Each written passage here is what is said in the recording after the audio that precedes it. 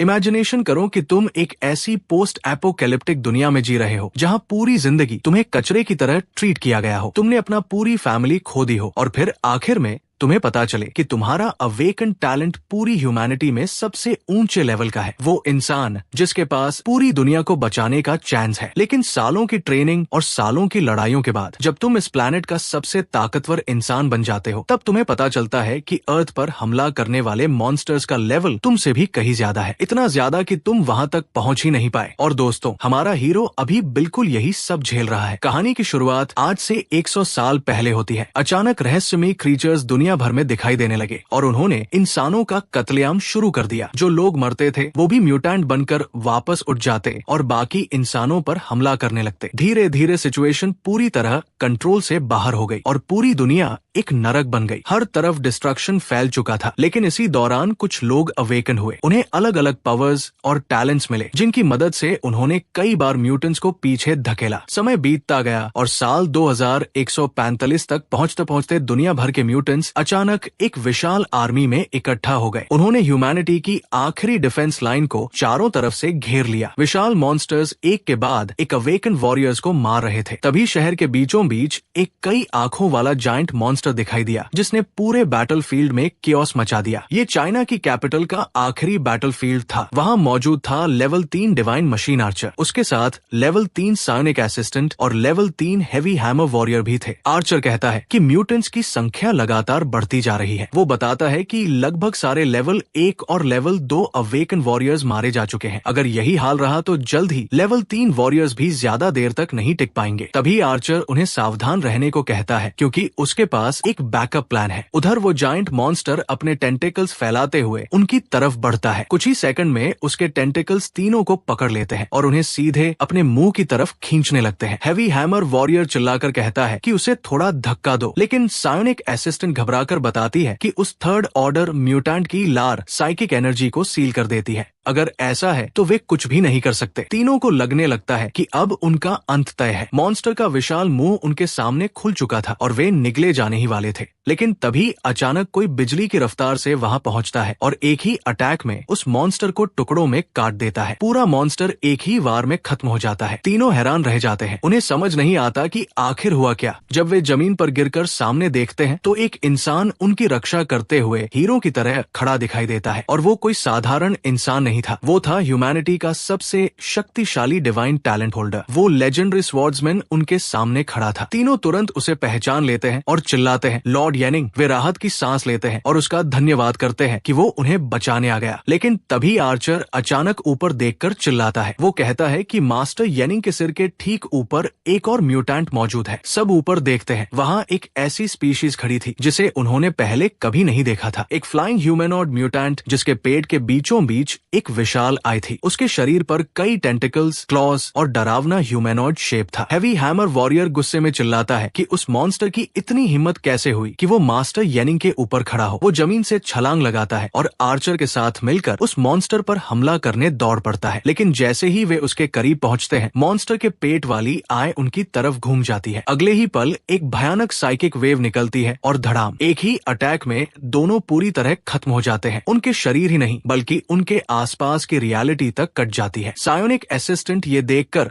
सदमे में आ जाती है। उसे यकीन ही नहीं होता कि लेवल 3 के 2 सबसे ताकतवर वॉरियर्स एक सेकंड में मारे गए। वो भी अपने पावर्स एक्टिवेट करती है और अपने चारों तरफ फ्लेम्स इकट्ठा करने लगती है। लेकिन इससे पहले कि वो कुछ कर पाए, वो मॉन्स्टर गायब हो जाता है और अगले ही पल उसके पीछे प्रकट हो जाता है। लड़की को कुछ समझने का मौका तक नहीं मिलता। वो बस हवा में उठा ली जाती है। उसे लगता है कि अब उसकी मौत निश्चित है। वो आंखें बंद कर लेती है। लेकिन कुछ सेकंड बाद उसे एहसास होता है कि कुछ हुआ ही नहीं। जब वो आंखें खोलती है तो उसके सामने येनिंग खड़ा होता है। उसने मॉन्स्टर के टेंटिकल्स रोक लिए थे और उसकी जान बचा ली थी। अब येनिंग सीधे उस वन आइड एलियन मॉन्स्टर का सामना कर रहा था। येनिंग तुरंत समझ जाता है कि ये कोई साधारण थर्ड ऑर्डर म्यूटेंट नहीं है। आखिर उसने एक ही अटैक में 2 सबसे ताकतवर लेवल 3 वॉरियर्स को मार दिया था। इसलिए येनिंग लड़की से कहता है कि वो तुरंत यहाँ से चली जाए। ये लड़ाई अब उसके बस की नहीं है। लड़की भी समझ जाती है कि इतनी बड़ी बैटल में वो सिर्फ एक बर्डन बनेगी। वो सिर हिलाती है, येनिंग को केयरफुल रहने के लिए कहती है और वहाँ से निकल जाती है। अब बैटलफील्ड में सिर्फ येनिंग और वो रहस्यमयी मॉन्स्टर बचे थे। येनिंग अपनी स्वॉर्ड निकालकर उसकी तरफ बढ़ता है, लेकिन मॉन्स्टर की ताकत उम्मीद से कहीं ज्यादा थी। सिर्फ एक टक्कर में येनिंग की स्वॉर्ड बीच से टूट जाती है। येनिंग हैरान रह जाता है, उसने सिर्फ मॉन्स्टर का एक अटैक ब्लॉक किया था और उसकी स्वॉर्ड खत्म हो गई। उसी समय उसे मिलिट्री रिसर्च की बातें याद आने लगती है। एक ऐसी संभावना जिसके बारे में सालों से चर्चा हो रही थी, एक ऐसा अस्तित्व जो सिर्फ थ्योरी में होना चाहिए था, फोर्थ ऑर्डर म्यूटेंट। और अब उसके सामने खड़ा यही मॉन्स्टर शायद वही था। वो फिर से येनिंग पर टूट पड़ता है। येनिंग जानता था कि अगर उसे इस मॉन्स्टर को हराना है तो उसे अपनी पूरी पावर लगानी होगी, इसलिए टूटी हुई स्वॉर्ड हाथ में लेकर वो सीधे उसकी तरफ दौड़ पड़ता है। लेकिन हवा में छलांग लगाते ही वो अपनी एनर्जी को बाहर निकालता है और अपनी आधी टूटी स्वॉर्ड के ऊपर एक एनर्जी ब्लेड बना देता है। और फिर जैसे ही दोनों पावर्स आपस में टकराती है, एक जायंट एनर्जी बीम आसमान तक पहुंच जाती है। लेकिन येनिंग को कुछ अजीब महसूस होता है। जब वो सामने देखता है तो पाता है कि वो मॉन्स्टर उसके बिल्कुल सामने खड़ा है। इससे पहले कि वो कुछ समझ पाता, मॉन्स्टर उसके करीब आ जाता है और अपने हमले से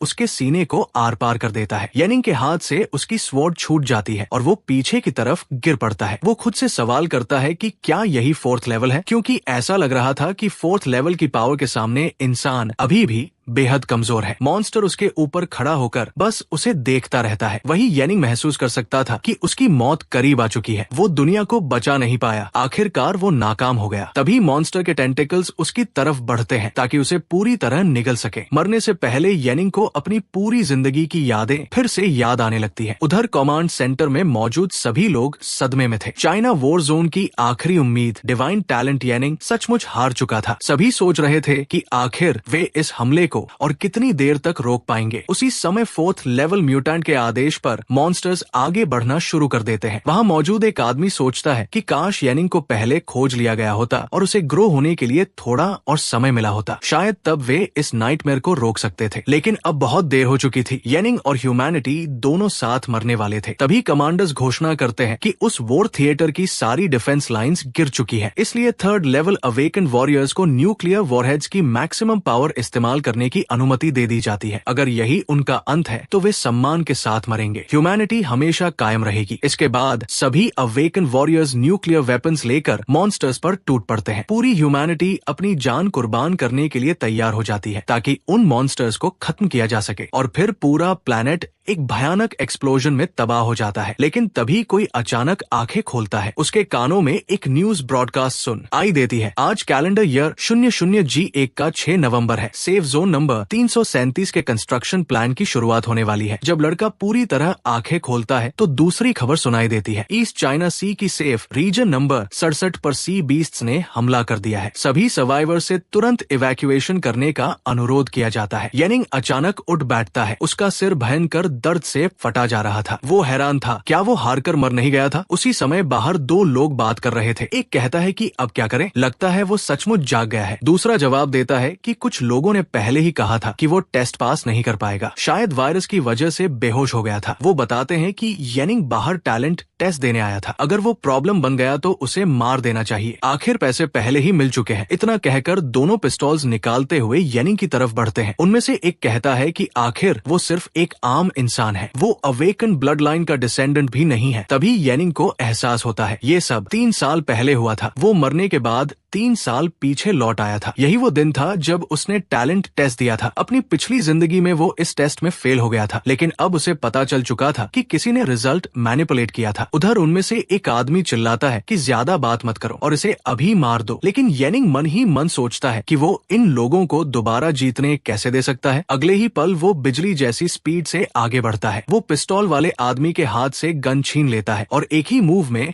उसे बेहोश कर देता है। दूसरा आदमी ये देखकर डर के मारे कांपने लगता है, लेकिन येनिंग उसे कोई मौका नहीं देता। धाय धाय 2 गोलियां चलती हैं और दोनों हत्यारे वही ढेर हो जाते हैं। इस तरह येनिंग अपनी असैसिनेशन अटेम्प्ट से बच जाता है। वो सोचता है कि पिछली जिंदगी में टेस्ट फेल होने के बाद उसने 3 साल तक लाशें इकट्ठा करने का काम किया था। बाद में मिलिट्री को पता चला कि उसके पास डिवाइन टैलेंट है, लेकिन तब तक चाइना वॉर जोन गिर चुका था। उसके पास ग्रो करने के लिए न रिसोर्सेज थे और नहीं समय। हालांकि उसने सिर्फ 7 महीनों में 3rd लेवल हासिल कर लिया था, लेकिन वो अभी भी अपने पीक से बहुत दूर था। और फिर उसे 4th लेवल म्यूटेंट का सामना करना पड़ा। उसे अपनी माँ XUN याद आती है। वो दुखी होकर सोचता है कि पिछली जिंदगी में वो उन्हें बचा नहीं पाया, लेकिन अब बहुत देर नहीं हुई है। अगर वो टैलेंट टेस्ट पास कर लेता है और सबसे पावरफुल बन जाता है तो वो अपने सबसे प्रिय लोगों को बचा सकता है और उस अपकलिप्स को हमेशा के लिए खत्म कर सकता है। इसी दृढ़ निश्चय के साथ वो आगे बढ़ता है। तभी अचानक एक आवाज गूंजती है, final judgement sword god system सफलतापूर्वक येनिंग से बाइंड हो चुका है। मिशन, अगले 30 मिनट के अंदर टैलेंट टेस्ट क्रिस्टल को छुओ और सिस्टम को अनलॉक करो। अगर 31 मिनट के अंदर क्रिस्टल को नहीं छुआ गया तो सिस्टम हमेशा के लिए गायब हो जाएगा। इसके बाद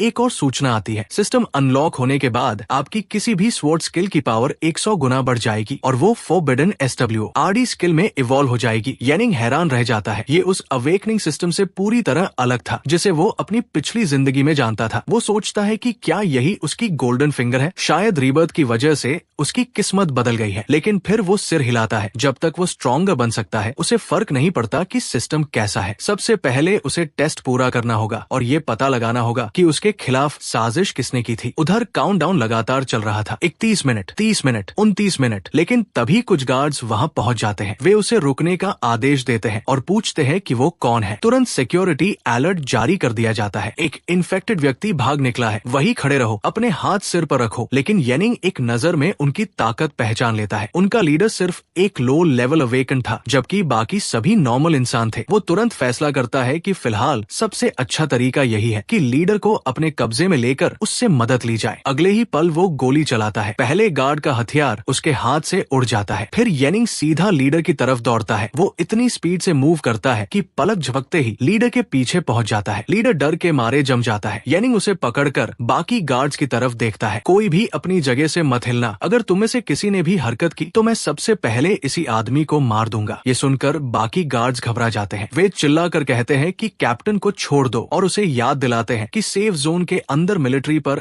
हमला करना कैपिटल क्राइम है। लेकिन येनिंग कहता है कि उसे टेस्ट साइट तक ले जाया जाए। वो सबको 3 सेकंड सोचने का समय देता है और कहता है कि अगर 3 सेकंड से ज्यादा हुए तो कैप्टन मर जाएगा। उसकी बात सुनकर सभी पूछने लगते हैं कि क्या वो पागल हो गया है और आखिर वो करना क्या चाहता है। कैप्टन भी हैरान था कि एक आम इंसान टैलेंट टेस्ट देने आया है। लेकिन तभी येनिंग पिस्तौल उसकी कंठी पर और जोर से टिका देता है। कैप्टन जल्दी से कहता है कि शायद कोई गलतफहमी हुई है और पहले बात कर लेनी चाहिए। लेकिन येनिंग उसकी बात अनसुनी करके उसे आगे चलने का आदेश देता है। चलते हुए कैप्टन कहता है कि बेहतर होगा वो अवेकनिंग में सफल हो जाए, क्योंकि अगर वो अवेकन बन भी गया तो भी मौत से नहीं बच पाएगा। उधर कैडेट्स को बताया जा रहा था कि एक सदी पहले 2042 में दुनिया का अंत शुरू हुआ था और पूरी दुनिया कैटेस्ट्रोफी के युग में प्रवेश कर गई थी। हर 10 मिलियन लोगों में से सिर्फ एक व्यक्ति फर्स्ट जनरेशन अवेकन बन पाया था। उन्हीं लोगों ने मिलिट्री फोर्सेस के साथ मिलकर चाइना को बचाया था और आज का दिन ये जांचने के लिए था कि उनमें टैलेंट है या नहीं। अगर वो सफल होते हैं तो कॉम्बैट टाइप अवेकन बनकर लोगों की रक्षा कर सकते हैं, लेकिन अगर फेल हुए तो उन्हें एक साधारण जिंदगी जीनी पड़ेगी। इसके बाद लियन घोषणा करता है कि सबसे पहले अवेकन डिसेंडेंट्स टेस्ट देंगे और सभी क्रिस्टल की तरफ बढ़ने लगते हैं। लेकिन तभी एक मिलिट्री ऑफिसर को रेडियो पर सूचना मिलती है कि एक इन्फेक्टेड व्यक्ति हॉस्टेजेस बनाकर टेस्ट साइट में घुस आया है। ये संदेश बार बार दोहराया जाता है और पूरे इलाके में अलर्ट फैल जाता है। उसी समय येनिंग क्रिस्टल की तरफ बढ़ रहा था। तभी टियान उसे आदेश देता है कि अपने हथियार नीचे रखकर सरेंडर कर दे। अगर उसने विरोध जारी रखा तो उसे तुरंत मार दिया जाएगा। अगले ही पल सैनिक उसे चारों तरफ से घेर लेते हैं। कुछ के हाथों में गन्स थी तो कुछ के पास सोर्ड्स। लेकिन येनिंग शांत होकर कहता है कि वो इन्फेक्टेड नहीं है। वो अवेकनिंग सेरेमनी को भी रोकना नहीं चाहता। वो सिर्फ अपना टैलेंट टेस्ट देने आया है। मगर एक कमांडर तुरंत आदेश देता है कि बेकार की बातें बंद करो और उसे गिरफ्तार कर लो। आदेश मिलते ही सभी सैनिक उसकी तरफ बढ़ते हैं। तभी येनिंग धीरे से उस कैप्टन के कान में कहता है कि सेफ जोन रेगुलेशन के आर्टिकल 137 के अनुसार अवेकन लोगों को विशेष अधिकार दिए जाते हैं। मिलिट्री ऑर्डर का उल्लंघन गंभीर अपराध है, लेकिन यदि कोई व्यक्ति महत्वपूर्ण योगदान देता है तो उसके अपराध माफ भी किए जा सकते हैं। इसके बाद वो पीछे मुड़कर पूछता है कि क्या सिर्फ अवेकन होने से कोई खुद को खास समझने लगता है। तभी एक आदमी उसके चेहरे पर मुक्का मार देता है। आसपास मौजूद लोग कहते हैं कि ऐसे समय में कानून की धाराओं की बात करना पागलपन है। वही उनका लीडर आदेश देता है कि येनिंग को तुरंत एक्सिक्यूट कर दिया जाए। जाए। एक सैनिक अपनी स्वॉर्ड उठाकर येनिंग के सिर में घूंपने ही वाला था कि तभी अचानक एक मिलिट्री एयरक्राफ्ट वहां उतरता है। सभी हैरान रह जाते हैं कि एक सुपरसोनिक साइकिक फाइटर जेट वहां क्या कर रहा है। तभी पता चलता है कि मिलिट्री जोन का सुप्रीम कमांडर पहुंच चुका है। वो था ग्रैंड मार्शल एक्सायो है, एक सेकंड ऑर्डर अवेकेंड। उसके उतरते ही पूरे इलाके में दबाव फैल जाता है। सभी सैनिक उसकी प्रेजेंस से दब जाते हैं। अवेकनिंग टेस्ट अभी शुरू भी नहीं हुआ था, लेकिन हर कोई उसके ऑरा को महसूस कर सकता था। सभी हैरान थे कि ग्रैंड मार्शल खुद वहां क्यों आया है। तब एक्सायो है कहता है कि मिलिट्री जोन को हाई लेवल अवेकन की सख्त जरूरत है, और चूंकि ये लड़का अपनी जान दाव पर लगाने को तैयार है, इसलिए वे देखेंगे कि आखिर इसमें कितना दम है। लेकिन अगर ये अवेकनिंग में फेल हुआ तो इसे तुरंत एक्सिक्यूट कर दिया जाएगा। इसके बाद येनिंग कहता है कि टेस्ट शुरू किया जाए। उसकी बात सुनकर सभी सैनिक पीछे हट जाते हैं। आसपास खड़े लोग हैरान थे कि सचमुच उसे टेस्ट देने की अनुमति मिल गई है। कुछ लोग कहते हैं कि किसी आम इंसान का अवेकन बनना नामुमकिन है। वहीं कुछ लोग सोचते हैं कि निचले वर्ग के लोग हमेशा खुद को जरूरत से ज्यादा समझ लेते हैं। लेकिन येनिंग को अपनी पिछली जिंदगी याद थी। पिछली बार उसके टेस्ट रिजल्ट के साथ छेड़छाड़ की गई थी, जिसकी वजह से वो फेल हुआ और लगातार गलतियां करता चला गया। लेकिन इस बार सब कुछ अलग होने वाला था। इस बार वो अपने भाग्य को खुद नियंत्रित करेगा। ये सोचते हुए वो क्रिस्टल के पास पहुंचता है और अपना हाथ उस पर रख देता है। जैसे ही उसका हाथ क्रिस्टल को छूता है, पूरा क्रिस्टल बैंगनी रंग में चमक उठता है। उसी क्षण येनिंग के शरीर से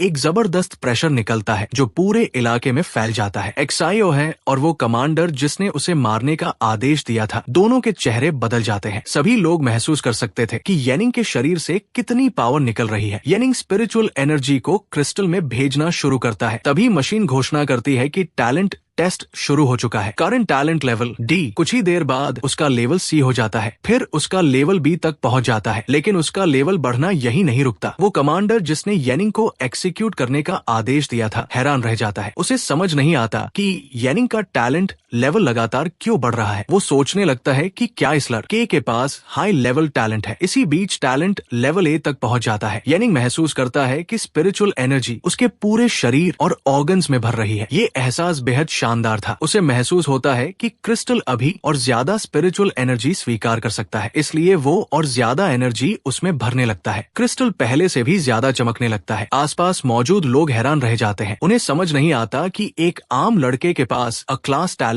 कैसे हो सकता है। कुछ लोग कहते हैं कि इसकी संभावना 10 मिलियन में एक से भी कम होती है। लेकिन एक्सायो है कहता है कि फाइनल रिजल्ट अभी आया नहीं है। वो सोचता है कि क्या इसका टैलेंट इससे भी ऊपर हो सकता है। इसी दौरान क्रिस्टल की रोशनी और तेज हो जाती है। आसमान में मौजूद हेलीकॉप्टरों में बैठे लोग भी ये नजारा देख रहे थे। सभी को महसूस होता है कि टैलेंट लेवल अभी भी बढ़ रहा है। उधर येनिंग लगातार स्पिरिचुअल एनर्जी भरता जा रहा था। वो लगभग लड़खड़ाने लगा था, लेकिन फिर भी नहीं रुका और फिर क्रिस्टल अचानक प्रतिक्रिया देता है। Talent level S rank. ये सुनते ही पूरा मैदान शांत हो जाता है। सभी लोग हैरान रह जाते हैं क्योंकि येनिंग का टैलेंट लेवल S रैंक तक पहुंच चुका था। तभी एक्सायो है को लगता है कि कुछ गड़बड़ है, क्योंकि क्रिस्टल ने अभी तक टेस्ट के खत्म होने की घोषणा नहीं की थी। इसका मतलब था कि टेस्ट अभी भी चल रहा था। येनिंग पहले ही SS रैंक टैलेंट दिखा चुका था, जो एक थर्ड ऑर्डर अवेकन बनने की क्षमता रखता था। ऐसे महत्वपूर्ण समय में एक्सायो है तुरंत आदेश देता है कि सभी आर्म फोर्सेस को डिफेंस पर लगाया जाए, म्यूटेंट अटैक्स को रोकने के लिए तैयार रखा जाए और साइकिक जेट्स को मिलिट्री पेट्रोल पर भेजा जाए। वो किसी भी संभावित दुर्घटना को रोकने के लिए सभी पब्लिक राउट्स बंद करने का आदेश देता है। उधर येनिंग लगातार क्रिस्टल में एनर्जी भरता जा रहा था। टेस्ट अभी भी खत्म नहीं हुआ था, इसलिए ऊपरी एयर स्पेस तक सील कर दिया जाता है। जैसे ही टेस्ट खत्म होता है, हर कोई जानना चाहता था कि आखिर परिणाम क्या आया है। मशीन बताना शुरू करती है और फिर घोषणा करती है कि येनिंग का talent pure blood SS rank. ये सुनते ही री के हाथ से उसका टैबलेट तक गिर जाता है। उसे यकीन नहीं होता कि येनिंग सचमुच SS rank pure blood talent का मालिक है, क्योंकि S रैंक टैलेंट वाला व्यक्ति थर्ड ऑर्डर अवेकन बन सकता था। ऐसे में SS रैंक टैलेंट वाला व्यक्ति बिना किसी शक के फोर्थ ऑर्डर वॉरियर बनने की क्षमता रखता था। एक्सायो है को महसूस होता है कि टियानफेंग सेफ जोन अब पूरी तरह बदलने वाला है। वो हंसने लगता है और कहता है कि टियानफेंग सेफ जोन ने आखिरकार ऐसा टैलेंट पैदा किया है जिस पर गर्व किया जा सकता है। आसपास मौजूद सभी लोग हैरान थे। ग्रैंड मार्शल खुद उसकी तारीफ कर रहा था। उनके लिए ये किसी सपने जैसा था। कुछ लोग कहते हैं कि उन्हें येनिंग से जलन हो रही है। वही कुछ लोग महसूस करते हैं कि लोग कितनी जल्दी बदल जाते हैं। कुछ समय पहले तक वही लोग उसे बीमार और बेकार कह रहे थे और अब कह रहे थे कि शायद भविष्य में वही उनका सुपीरियर बन जाए। उधर उधर येनिंग सोचता है कि उसका असली टैलेंट तो ह्यूमैनिटी का सबसे ऊंचा टैलेंट एसएसएस रैंक टैलेंट है। उसने उम्मीद नहीं की थी कि टेस्ट क्रिस्टल की सीमा सिर्फ एसएस रैंक तक होगी, लेकिन उसके लिए इतना काफी था। एसएस रैंक का प्रभाव ही उसके काम के लिए पर्याप्त था। फिलहाल सबसे महत्वपूर्ण चीज स्वॉर्ड गॉड सिस्टम की मिशन थी। इसके बाद येनिंग सिस्टम खोलता है और अपना स्टेटस पैनल देखने की कोशिश करता है। सिस्टम तुरंत जानकारी दिखाता है कि उसका वर्तमान इफेक्ट स्वॉर्ड स्किल्स की पावर को 10,000% तक बढ़ा देता है। इतना ही नहीं, वो जो भी स्वॉर्ड स्किल सीखेगा, सिस्टम उसे बिना किसी शर्त के एसएसएस रैंक लेवल तक अपग्रेड कर देगा। ये देखकर येनिंग भी चौंक जाता है। अपनी पिछली जिंदगी में पूरे देश की ताकत लगाने के बाद भी सिर्फ 2 एस रैंक स्किल्स और 1 रैंक स्किल ही इकट्ठी की जा सकी थी, लेकिन अब यह सिस्टम किसी भी स्वॉर्ड स्किल को सीधे एसएसएस रैंक तक पहुंचा सकता था। येनिंग को ये बेहद दिलचस्प लगता है। वो सोचता है कि उसे किसी तरह एक स्वॉर्ड स्किल बुक हासिल करनी होगी ताकि वो सिस्टम की असली क्षमता देख सके। इसी दौरान ग्रैंड मार्शल एक्साइयो है उसके पास आता है और एसएस रैंक टैलेंट के लिए उसे बधाई देता है। वो कहता है कि अगर येनिंग किसी रिवॉर्ड की इच्छा रखता है तो अंकल क्षु उसे जरूर संतुष्ट करेगा। लेकिन जब वो उससे बात कर रहे थे, येनिंग का ध्यान पूरी तरह सिस्टम पर था और उसने उनकी बात का जवाब तक नहीं दिया। एक्साइयो हंसते हुए कहता है कि लगता है येनिंग अभी तक अवेकन बनने की बात को प्रोसेस नहीं कर पाया है। वो बताता है कि जब वो पहली बार अवेकन बना था तब वो भी काफी देर तक शॉक्ड रह गया था। फिर वो येनिंग को अपने ऑफिस में चलकर बात करने के लिए बुलाता है। वहाँ पहुंचकर एक्साइयो उसे बताता है कि उसके साथ नाइंसाफी हुई थी और उसका टेस्ट जानबूझकर फेल करवाया गया था। उसने उस डिपार्टमेंट को अपने कंट्रोल में ले लिया है और पूरे मामले की इन्वेस्टिगेशन होगी। येनिंग को पूरा रीजन बताया जाएगा कि आखिर उसके साथ क्या हुआ था। इसके अलावा एक्साइयो उसे प्रोजेक्ट सीड का फर्स्ट चॉइस कैंडिडेट बना देता है। जैसे ही ऊपर से अप्रूवल मिलेगा, एक थर्ड ऑर्डर एक्सपर्ट को येनिंग की ट्रेनिंग और गाइडेंस के लिए असाइन कर दिया जाएगा। उसे रिसोर्सेज और इक्विपमेंट भी प्रायोरिटी पर मिलेंगे। इसके बाद एक्साइयो उसके टैलेंट के बारे में पूछता है और कहता है कि वो उसकी फ्यूचर प्लानिंग में मदद करेगा। लेकिन येनिंग जानता था कि वो स्वॉर्ड गॉड सिस्टम के बारे में किसी को नहीं बता सकता, इसलिए वो सिर्फ अपने ओरिजिनल टैलेंट की जानकारी देने का फैसला करता है। वो कहता है कि उसकी एबिलिटी मेंटल सीरीज से जुड़ी हुई है और उसका इफेक्ट टेलीकिनेसिस है। ये सुनकर एक्साइयो सोच में पड़ जाता है। ऐसे टैलेंट्स बेहद रेयर होते हैं और आमतौर पर कैपिटल के स्पेशलिस्ट ही उनके बारे में सही सलाह दे सकते हैं। इसके बाद एक्साइयो उससे पूछता है कि उसे रिवॉर्ड में क्या चाहिए। येनिंग बिना झिझक कहता है कि अगर पॉसिबल हो तो उसे स्वॉर्ड्समैन क्लास की स्किल बुक चाहिए। एक्साइयो तुरंत मान जाता है और अपनी असिस्टेंट को आदेश देता है कि रिजर्व मटेरियल्स में मौजूद highest level sword skill book लाकर दी जाए। कुछ समय बाद असिस्टेंट सबसे ऊंचे लेवल की उपलब्ध स्किल बुक लेकर वापस आता है और येनिंग को सौंप देता है। येनिंग उसका धन्यवाद करता है और कहता है कि अगर अब कोई और काम नहीं है तो वो घर जाना चाहेगा। एक्साइयो मुस्कुराकर पूछता है कि क्या वो अपने परिवार को ये खुशखबरी सुनाने की जल्दी में है। फिर वो अपने सबऑर्डिनेट्स को आदेश देता है कि एलीट सोल्जर्स को येनिंग की सुरक्षा के लिए असाइन किया जाए। वे 24 घंटे हफ्ते के 7 दिन उसकी सुरक्षा करेंगे। अगर कोई समस्या आती है तो सीधे उसे रिपोर्ट की जाएगी। इसके अलावा येनिंग के क्वालिफिकेशन टेस्ट में हुई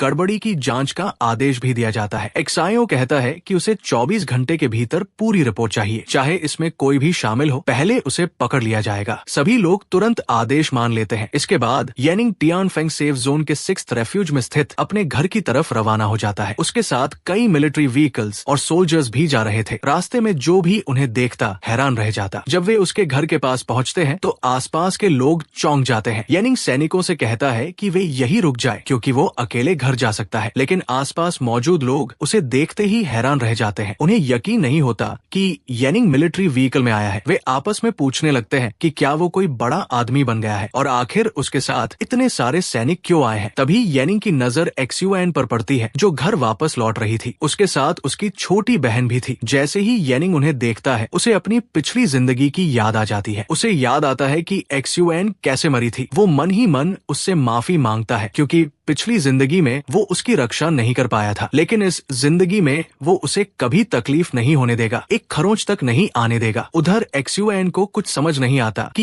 येनिंग उसे इस तरह गले क्यों लगा रहा है, लेकिन येनिंग के लिए तो उसकी मौत को कई साल गुजर चुके थे। एक्सयूएन कहती है कि उसे गए हुए 1 साल से ज्यादा हो गया था। वो पूछती है कि क्या वो ट्रेनिंग कैंप में नहीं था और आखिर बाहर कैसे आ गया। येनिंग बताता है कि उसने टेस्ट पास कर लिया है। ये कहते हुए उसकी आंखों में आंसू आ जाते हैं। एक्सयूएन हैरान होकर पूछती है कि उसे क्या हुआ है, लेकिन येनिंग कहता है कि कुछ नहीं, वो बस उसे देखकर खुश है। इसके बाद एक्सयूएन उसे घर चलने के लिए कहती है। वो बताती है कि उनकी माँ उसके जाने के बाद से बहुत चिंता कर रही थी। येनिंग मुस्कुराते हुए कहता है कि सब ठीक है और वे दोनों साथ घर पहुंचकर माँ को सरप्राइज देंगे। रास्ते में एक्सयूएन उसे दिखाती है कि आज उसकी किस्मत अच्छी थी, उसे कुछ एक्स्ट्रा कंपोनेंट्स मिले हैं, अगर उन्हें बेच दिया जाए तो एक पैनकेक मिल सकती है और आज रात वे अच्छा खाना खा पाएंगे। लेकिन येनिंग उसे बेवकूफ लड़की कहकर हंसता है और कहता है कि आज रात पैनकेक नहीं बैंक्वेट होगा। एक्सयूएन तुरंत पूछती है कि क्या वो सच कह रहा है, क्या उन्हें मीट भी मिलेगा। येनिंग कहता है कि बिल्कुल, जितना वो खाना चाहे, और येनिंग सचमुच वही करता है। रात को खाने की मेज पर कई सारे डिशेस रखे होते हैं। छोटी बहन तो ये सब देखकर दंग रह जाती है। उसे लगता है जैसे कोई अमीर परिवार का खाना सामने रख दिया गया हो। तभी उनकी माँ येनिंग से पूछती है कि अवेकन ट्रेनिंग टेस्ट का क्या हुआ। वो बताती है कि पड़ोस के बहुत सारे लोग उसके बारे में पूछ रहे थे। येनिंग जवाब देता है कि वो टेस्ट पास कर चुका है और अब एक अवेकन बन गया है। ये सुनकर उसकी माँ बेहद खुश हो जाती है। वही छोटी बहन खुशी से उछलने लगती है। उसे पहले से यकीन था कि उसका भाई जरूर सफल होगा। वो गर्व से कहती है कि उसका भाई सबसे अच्छा है। फिर वो उत्साहित होकर पूछती है कि अब जब येनिंग अवेकन बन गया है तो क्या वे हर दिन ऐसा खाना खा पाएंगे। येनिंग मुस्कुराकर कहता है कि हाँ, अब वे ऐसा कर पाएंगे। खाना खत्म होने के बाद सब लोग सोने चले जाते हैं। येनिंग कुछ देर तक उन्हें शांति से सोते हुए देखता रहता है। फिर वो दरवाजा बंद करता है और सिस्टम से बात करता है। अब वो स्किल बुक सीखना जारी रखना चाहता था। तभी सिस्टम बताता है कि मिशन पूरी हो चुकी है। उसे 4 फ्री एट्रीब्यूट पॉइंट्स मिलते हैं। साथ ही सिस्टम एक सी रैंक स्वॉर्ड स्किल इम्पल्स को डिटेक्ट करता है। अगले ही पल स्किल अपग्रेड हो जाती है। सी रैंक स्किल सीधे एसएसएस रैंक स्किल में बदल जाती है। उसका नया नाम था स्टॉर्म स्वॉर्ड। ये देखकर येनिंग हैरान रह जाता है। तभी उसके हाथ में एनर्जी से बनी एक स्वॉर्ड दिखाई देती है। सिस्टम बताता है कि स्टॉर्म स्वॉर्ड को इस्तेमाल करने के लिए 4500 साइकिक एनर्जी पॉइंट्स की जरूरत होगी। इस स्किल को एक्टिवेट करने पर स्वॉर्ड एनर्जी का एक विशाल तूफान पैदा होता है जो थोड़े समय में एक इलाके को पूरी तरह तबाह कर सकता है। इसमें super speed, armour penetration, destruction, slash और डिसइंटीग्रेशन जैसे इफेक्ट्स शामिल थे। इसके अलावा स्किल की डिस्ट्रक्टिव पावर उसकी मौजूदा लेवल की तुलना में 10,000% तक बढ़ चुकी थी, इसलिए उसे इसे बहुत सावधानी से इस्तेमाल करना होगा। येनिंग पूरी तरह हैरान था। उसने कभी नहीं सोचा था कि एक सी रैंक स्किल सीधे एसएसएस रैंक स्किल बन जाएगी। अपनी पिछली जिंदगी के अनुभव में भी उसने कभी ऐसी चीज नहीं देखी थी। लेकिन एक बड़ी समस्या भी थी। अभी उसके पास सिर्फ 1,500 साइकिक एनर्जी पॉइंट्स थे। फर्स्ट ऑर्डर पर उसके पास 2,000 पॉइंट होते, सेकंड ऑर्डर पर 3,000 पॉइंट्स, थर्ड ऑर्डर पर 4,000 पॉइंट्स। यानी इक्विपमेंट बोनस को छोड़ दिया जाए तो स्टॉर्म स्वॉर्ड इस्तेमाल करने के लिए उसे कम से कम मिड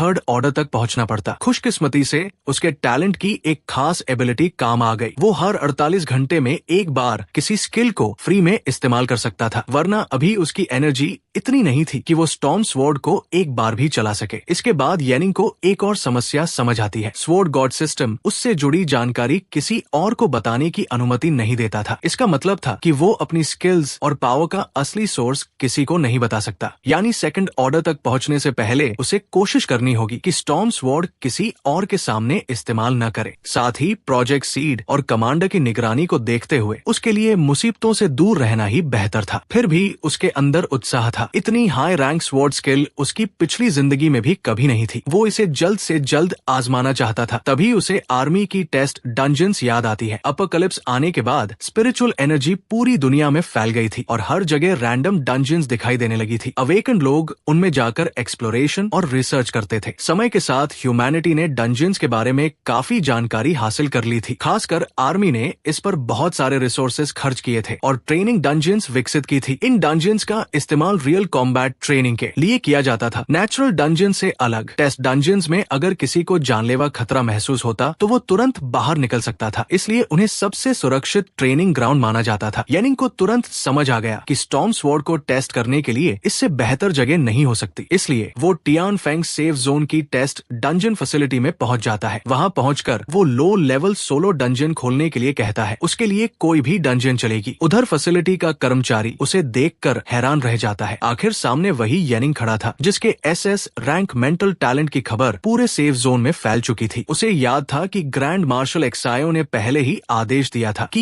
येनिंग को डंजियंस में स्पेशल एक्सेस दिया जाए। वो पूछता है कि क्या येनिंग सच में अकेले अंदर जाने वाला है, क्या उसके साथ किसी को नहीं जाना चाहिए। उसकी मौजूदा ताकत के हिसाब से अकेले डंजियन में जाना काफी खतरनाक था, लेकिन येनिंग कहता है कि वो बस एक चीज जल्दी से टेस्ट करना चाहता है और तुरंत वापस आ जाएगा। इतना कहकर वो डंजियन के अंदर चला जाता है। अगले ही पल टेलीपोर्टेशन शुरू होती है और येनिंग डंजियन के अंदर पहुंच जाता है। वर्तमान सीन एक शहर का था और उसका डेंजर लेवल बेहद कम था। येनिंग कहता है कि ये डंजियन अपोकलिप्स के शुरू होने के ठीक बाद वाले समय को सिमुलेट करती है। डंजियन द्वारा दी गई वेपन एक डैगर थी। वो उसे सिस्टम से निकालता है और कहता है कि यही चीज उसे चाहिए थी। जितनी कमजोर वेपन होगी, स्किल को टेस्ट करना उतना आसान होगा। तभी उसके बगल से एक मॉन्स्टर हमला करने आता है। येनिंग उसे आते ही डिटेक्ट कर लेता है और तुरंत उसकी तरफ देखता है। उस मॉन्स्टर की एक जायंट आई थी। अटैक पड़ने से पहले ही येनिंग पीछे की तरफ छलांग लगा देता है। वो हंसते हुए सोचता है कि ये मॉन्स्टर तो खुद चलकर उसे फ्री पॉइंट्स देने आ गया है। अगले ही पल वो उसे मार देता है। वो डैगर को हाथ में घुमाकर देखता है और महसूस करता है कि वो उसके हाथ में काफी अच्छी तरह फिट हो रही है। फिर वो कहता है कि अब असली शिकार शुरू होगा। आगे बढ़ते हुए येनिंग इमरजेंसी स्टेयर्स तक पहुंचता है। जैसे ही वो दरवाजा खोलता है, एक मॉन्स्टर अंदर से बाहर निकलता है। वो सीधा येनिंग की तरफ झपटता है और उसे निगलने की कोशिश करता है, लेकिन येनिंग बिना घबराए डैगर उसकी गर्दन के अंदर घूम देता है। एक ही वार में मॉन्स्टर मरकर उसके पैरों के पास गिर जाता है। येनिंग सोचता है कि अभी उसकी फिजिकल स्ट्रेंथ ज्यादा नहीं है, लेकिन पिछली जिंदगी का कॉम्बैट एक्सपीरियंस इन ज़ॉम्बी से निपटना बहुत आसान बना देता है। वो जानता था कि स्किल को टेस्ट करने के लिए उसे म्यूटेंट बॉस एरिया तक पहुंचना होगा, इसलिए वो रास्ता याद करता है और सोचता है कि पहले बिल्डिंग से बाहर निकलना होगा। कमर्शियल स्ट्रीट के पार ही बॉस एरिया मौजूद होनी चाहिए। जैसे ही वो बाहर निकलता है, वहाँ कई मॉन्स्टर्स उसका इंतजार कर रहे थे। येनिंग तुरंत समझ जाता है कि वहाँ के ज़ॉम्बीज फर्स्ट ऑर्डर के इंटरमीडिएट लेवल तक इवॉल्व हो चुके हैं। इसका मतलब था कि डंजियन की डिफिकल्टी बढ़ रही थी, लेकिन येनिंग समय बर्बाद नहीं करना चाहता था। जब ज़ॉम्बीज उसे नोटिस करते हैं तो उनकी हालत बदलने लगती है। उनके मुंह खुल जाते हैं और वे हमला करने के लिए दौड़ पड़ते हैं, लेकिन येनिंग उनसे लड़ने में समय नहीं गंवाता। वो फैसला करता है कि बॉस को ढूंढकर जल्दी से बाहर निकलना ज्यादा जरूरी है, इसलिए वो दौड़ते हुए रास्ते में आने वाले ज़ॉम्बीज को आसानी से मारता जाता है। कुछ ज़ॉम्बीज उसका पीछा करने लगते हैं, लेकिन वो उन्हें इग्नोर करके आगे बढ़ता रहता है। थोड़ी देर बाद वो दूसरी ज़ॉम्बी होड़ से टकरा जाता है। वो भी उसकी तरफ टूट पड़ती है, लेकिन येनिंग फिर भी रुकता नहीं और सिर्फ आगे बढ़ने पर ध्यान देता है। भागते हुए उसे महसूस होता है कि ज़ॉम्बीज की संख्या तेजी से बढ़ रही है। उसे थोड़ा अफसोस होता है कि चाहे वो कितने भी सामान्य ज़ॉम्बीज मार ले, उससे साइकिक एक्सपीरियंस नहीं मिलने वाली। फिर भी वो एक दीवार पर चढ़ जाता है और सोचता है कि उसे जल्दी से बॉस एरिया तक पहुंचना होगा। वो अलग अलग जगहों पर छलांग लगाकर ज़ॉम्बीज को अपनी तरफ खींचता है, लेकिन हमेशा उनकी रीच से बाहर रहता है। लंबा रास्ता तय करने के बाद वो आखिरकार बॉस एरिया तक पहुंच जाता है। वहाँ की हवा ही खतरे का एहसास करा रही थी। येनिंग एक छोटे से स्क्वायर के बीच खड़ा होकर चारों तरफ देखने लगता है। तभी उसके पीछे अचानक हलचल होती है। वो तुरंत पीछे मुड़ता है और देखता है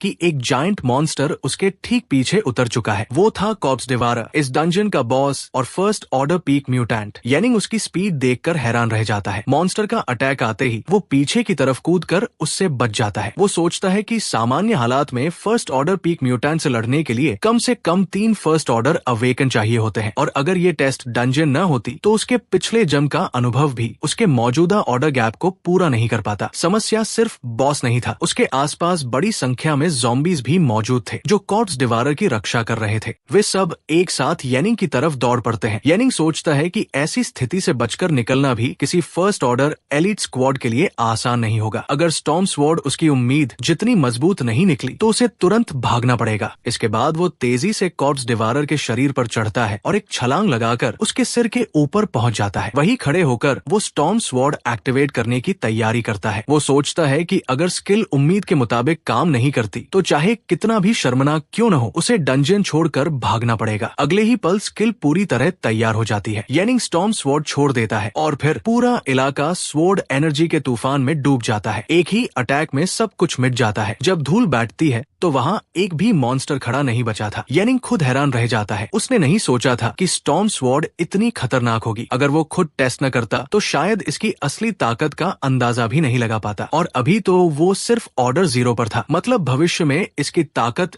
और भी ज्यादा बढ़ सकती थी। तभी सिस्टम की आवाज सुनाई देती है, उसने फर्स्ट ऑर्डर पीक म्यूटेंट को मार दिया था और उसे 6 साइकिक एक्सपीरियंस पॉइंट्स मिले, लेकिन ह्यूमन में डंजन होने की वजह से 50% डिडक्शन लागू हुआ था। येनिंग जानता था कि ह्यूमन में डंजन्स में मिलने वाली एक्सपीरियंस और रिवॉर्ड्स कॉम्बैट जोन द्वारा दी गई स्पिरिचुअल एनर्जी स्टोन से आती है। इसी वजह से यहाँ ड्रॉप्स की रेट नेचुरल डंजन से कम होती है, लेकिन इसके बावजूद उसे एक आइटम मिल गया था, white rank equipment SW IFT हैंड्स। येनिंग हैरान रह जाता है। अपनी पिछली जिंदगी में उसने कभी नहीं सुना था कि किसी को टेस्ट डंजन से इक्विपमेंट मिला हो, लेकिन आज उसे सचमुच एक इक्विपमेंट मिल गई थी। आइटम इक्विप करते ही उसकी एजिलिटी 1 पॉइंट बढ़ जाती है। इसके अलावा हैंड स्पीड और शूटिंग स्टेबिलिटी में 15% का बूस्ट मिल जाता है। येनिंग सोचता है कि अपोकलिप्स में बहुत से सेकंड ऑर्डर अवेकन के पास भी पूरा व्हाइट रैंक इक्विपमेंट सेट नहीं होता। ऐसे में शुरुआत में ही एक इक्विपमेंट मिल जाना काफी अच्छी बात थी। उसका स्किल टेस्ट भी पूरा हो चुका था और इक्विपमेंट भी मिल गई थी, इसलिए अब वहाँ रुकने का कोई मतलब नहीं था। वो एग्जिट ऑप्शन इस्तेमाल करता है और डंजन से बाहर आ जाता है। बाहर आते ही वो वहाँ मौजूद कर्मचारी से कहता है कि सब ठीक है। फिर वो उसे उसका आइटम वापस करने के लिए कहता है और उसकी मदद के लिए धन्यवाद देता है। बाहर मौजूद कर्मचारी हैरान रह जाता है कि येनिंग इतनी जल्दी डंजन से बाहर कैसे आ गया। उसे लगता है कि शायद ज़ॉम्बी होर्ड देखकर वो डर गया होगा और तुरंत वापस लौट आया होगा, लेकिन तभी पीछे से कोई पूछता है कि फर्स्ट ऑर्डर स्क्वाड को सोलो डंजन में किसने जाने दिया। ये सुनकर कर्मचारी घबरा जाता है और पीछे मुड़कर देखता है। उसका सीनियर गुस्से में पूछता है कि क्या उसने उसे कई बार नहीं कहा था कि किसी भी रैंडम ग्रुप को सोलो डंजन में मत जाने दिया करो। डंजन को मेंटेन करना आसान नहीं होता, फिर भी वो बार बार वही गलती करता है। कर्मचारी जल्दी से सफाई देता है कि कोई स्क्वाड डंजन में नहीं गया था, उसने किसी को अंदर नहीं जाने दिया। सीनियर को उसकी बात समझ नहीं आती और वो पूछता है कि क्या उसे पूरा यकीन है कि कोई स्क्वाड अंदर नहीं गया। फिर वो बताता है कि सोलो डंजन का फर्स्ट ऑर्डर म्यूटेंट बॉस मर चुका है। इतना ही नहीं, वहाँ से इक्विपमेंट भी ड्रॉप हुई है। ऐसा काम कोई साधारण इंसान नहीं कर सकता था और कोई सेकंड ऑर्डर अवेकन भी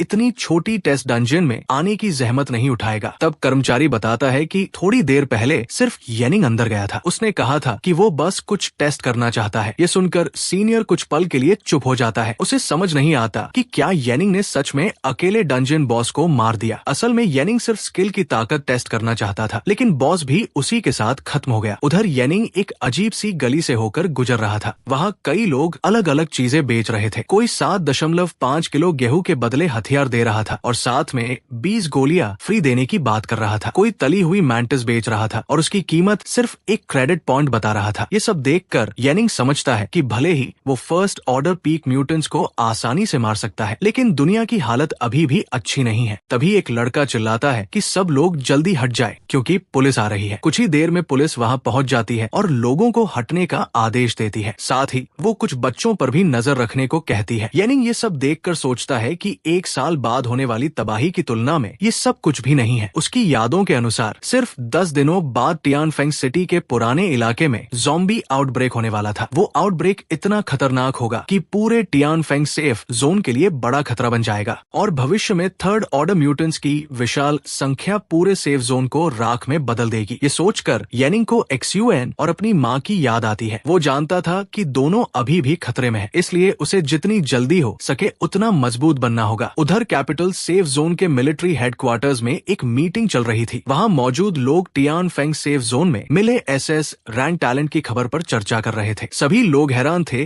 कि इतना बड़ा टैलेंट मिला है। वे कहते हैं कि pure blood SS rank talent एक बेहद प्रॉमिसिंग सीड है। इसके बाद वे येनिंग की पूरी फाइल देखने लगते हैं। हाल ही में थर्ड ऑर्डर के कई अवेकेंट खो चुके थे, इसलिए ऐसा टैलेंट मिलना उनके लिए अच्छी खबर थी। कुछ लोग कहते हैं कि येनिंग की ट्रेनिंग तुरंत शुरू की जानी चाहिए और उसे सभी जरूरी रिसोर्सेज दिए जाने चाहिए। एक आदमी तो ये तक सुझाव देता है कि येनिंग को सीधे कैपिटल मिलिट्री जोन लाकर कमांडर की देखरेख में ट्रेन किया जाए। लेकिन तभी एक बुजुर्ग आदमी पूछता है कि क्या वो फोर्थ ऑर्डर तक पहुँचने की समस्या का हल येनिंग में देख रहा है, क्योंकि अब तक किसी भी हाई ऑर्डर अवेकन ने फोर्थ ऑर्डर तक कदम नहीं रखा था। वो बताता है कि 4 commanders third order peak experts और यहाँ तक कि उनका कमांडर भी फोर्थ ऑर्डर तक नहीं पहुंच पाया। शायद वजह ये थी कि उन्हें शुरुआत से हाई लेवल रिसोर्सेज नहीं मिले थे। कुछ लोगों को ये सुझाव अच्छा लगता है। उन्हें लगता है कि शुरुआत से किसी टैलेंट को सही तरीके से तैयार करना शायद काम कर जाए। धीरे धीरे सभी लोग इस बात से सहमत हो जाते हैं। इसके बाद फैसला लिया जाता है कि येनिंग को सीड प्रोग्राम का नंबर 1 कैंडिडेट बनाया जाएगा और उसे तुरंत कैपिटल मिलिट्री जोन जोन लाया जाएगा। लेकिन तभी एक आदमी इस फैसले का विरोध करता है। दूसरे लोग हैरान होकर पूछते हैं कि वो इतने प्रॉमिसिंग टैलेंट का विरोध क्यों कर रहा है। तब वो उन्हें रिपोर्ट का आखिरी हिस्सा पढ़ने के लिए कहता है। वहाँ लिखा था कि येनिंग एक मेंटल एट्रीब्यूट अवेकन है। वो बताता है कि पिछले 70 सालों में एक भी मेंटलिस्ट थर्ड ऑर्डर तक नहीं पहुंचा। मेंटल अवेकन की साइकिक कॉन्स्टिट्यूशन आमतौर पर कमजोर होती है। वे ज्यादातर सपोर्ट रोल में काम करते हैं और अकेले लड़ाई में हमेशा नुकसान में रहते हैं। इसके अलावा फर्स्ट ऑर्डर से सेकंड ऑर्डर तक पहुंचना भी जोखिम भरा होता है और सेकंड ऑर्डर पीक से थर्ड ऑर्डर तक पहुंचने की सक्सेस रेट लगभग 0 है। ये सुनकर पूरा कमरा शांत हो जाता है। कुछ देर बाद फैसला बदल दिया जाता है। वे कहते हैं कि येनिंग की प्रायोरिटी कम कर दी जाए। रिसोर्सेज बहुत कीमती है और उन्हें बेकार नहीं किया जा सकता। अगले दिन एक्साइओ को पता चलता है कि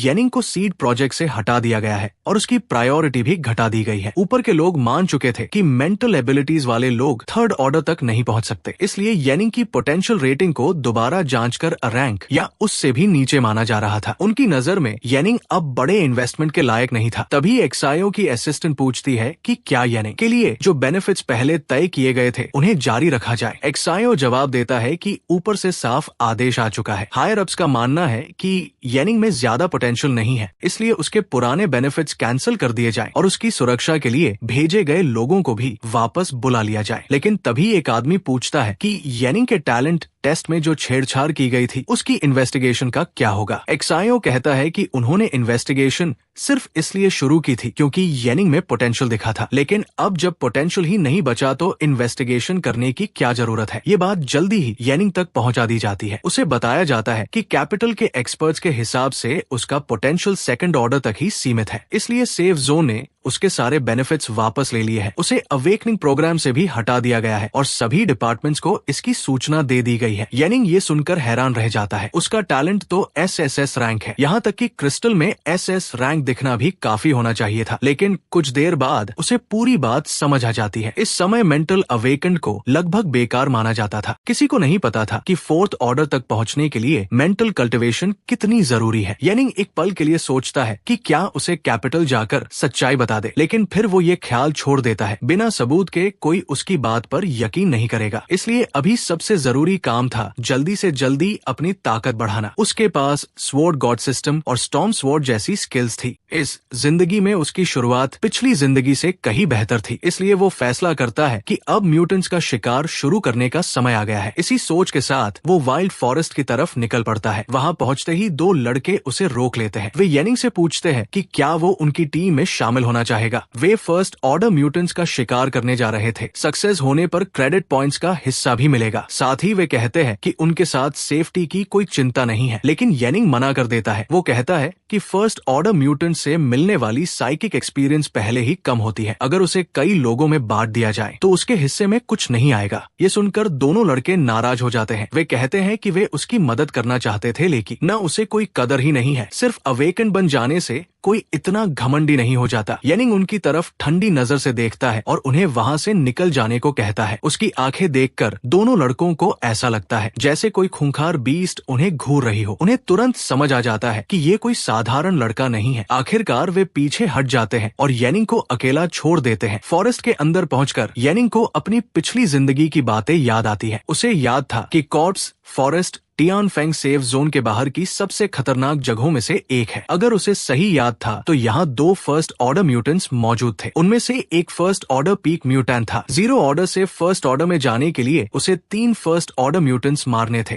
टेस्ट डंजन में वो पहले ही एक फर्स्ट ऑर्डर पीक म्यूटेंट मार चुका था। अगर वो फॉरेस्ट के बाकी 2 म्यूटेंट्स को मार देता तो उसका लेवल बढ़ जाता। तभी उसे अपने पीछे कुछ तेजी से आता हुआ महसूस होता है। येनिंग तुरंत अपनी वेपन निकाल लेता है। एक ज़ॉम्बी उसकी तरफ दौड़ रहा था, लेकिन वो स्टॉर्म स्वॉर्ड इस्तेमाल नहीं करता। उसे सिर्फ साइकिक एक्सपीरियंस ही नहीं बल्कि अपनी फिजिकल एबिलिटी भी बढ़ानी थी, इसलिए वो वेपन को डंडे की तरह इस्तेमाल करता है और ज़ॉम्बी के सिर पर मार देता है। एक ही वार में ज़ॉम्बी जमीन पर गिर जाता है, लेकिन उसके बाद और ज़ॉम्बीज उसकी तरफ दौड़ने लगते हैं। लड़ते हुए येनिंग सोचता है कि मेंटल अवेकन को हमेशा कमजोर माना जाता है। उसे ये सोच बदलनी होगी, सिर्फ अपने लिए नहीं बल्कि सभी मेंटल अवेकन के लिए। अगर लोग इसी तरह सोचते रहे तो फोर्थ ऑर्डर म्यूटेंट्स आने पर बहुत देर हो जाएगी। उधर फॉरेस्ट के बाहर लोगों को एक बड़ा धमाका सुनाई देता है। एक लड़का पूछता है कि क्या बाकी लोगों ने भी वो आवाज सुनी। उसे लगता है कि वो गनफायर की आवाज थी। तब उनका लीडर कहता है कि आवाज डीमन ट्री के इलाके की तरफ से आई है। ये सुनते ही सभी फॉरेस्ट के अंदर दौड़ पड़ते हैं। उन्हें डर था कि कहीं फिजिकल फ्रूट कोई और न ले जाए। उधर फॉरेस्ट के अंदर येनिंग डीमन ट्री की रूट से बच रहा था। वही फर्स्ट ऑर्डर पीक म्यूटेंट था। तभी दूसरा म्यूटेंट भी लड़ाई में शामिल हो जाता है। येनिंग हैरान रह जाता है। उसे उम्मीद नहीं थी कि दोनों म्यूटेंट्स एक साथ सामने आ जाएंगे। धीरे धीरे मॉन्स्टर्स उसे चारों तरफ से घेर लेते हैं, लेकिन तभी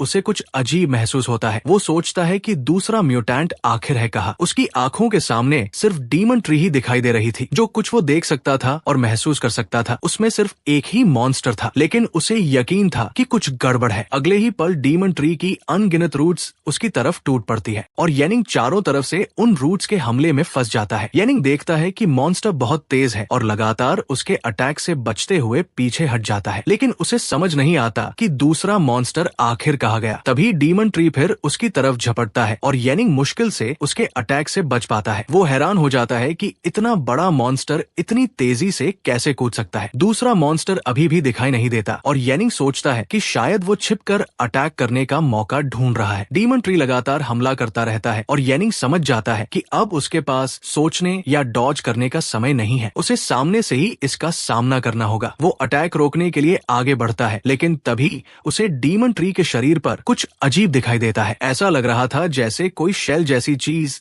उससे जुड़ी हुई हो। जैसे ही येनिंग उसकी तरफ देखता है वो चीज भी उसकी तरफ देखने लगती है और अगले ही पल येनिंग दूर जा गिरता है। तभी उसे अपनी पिछली जिंदगी की बात याद आती है। उसे याद था कि उसकी team second order mid rank mutant से आसानी से निपट लेती थी, लेकिन इन दोनों फर्स्ट ऑर्डर मॉन्स्टर से लड़ते समय उनकी टीम बुरी तरह घायल हो गई थी और 2 मेंबर्स भी मारे गए थे। अगर दूसरा मॉन्स्टर इतनी अच्छी तरह न छिपा होता तो हालात इतने खराब नहीं होते। डीमन ट्री और एंटैंगलर को आखिर में एक एलीट मिलिट्री स्क्वाड ने मारा था, लेकिन उस समय उनकी बातों की वजह से उसे गलतफ हमी हो गई थी। वो हमेशा सोचता रहा कि दूसरा मॉन्स्टर कहीं छिपा हुआ है, जबकि असली जवाब तो हमेशा उसकी आंखों के सामने था। असल में एंटैंगलर डीमन ट्री के शरीर से जुड़ा हुआ था और दोनों मॉन्स्टर्स मिलकर लड़ते थे। अब येनिंग को सब समझ आ चुका था। वो ध्यान से लड़ाई को देखने लगता है और जल्दी ही उसे पता चल जाता है कि एंटैंगलर की दहाड़ डीमन ट्री को एनर्जी बफ देती है, लेकिन ये बफ ज्यादा देर तक नहीं टिकती। जब बफ खत्म होने लगता है तो डीमन ट्री थोड़ा पीछे हट जाता है। फिर एंटैंगलर दोबारा बफ देता है और डीमन ट्री पहले जैसी फाइटिंग स्टाइल के साथ हमला शुरू कर देता है। येनिंग तुरंत समझ जाता है कि यही एंटैंगलर की सबसे बड़ी कमजोरी है। जैसे ही डीमन ट्री फिर से छलांग लगाता है, येनिंग उसकी रूट्स पर चढ़ जाता है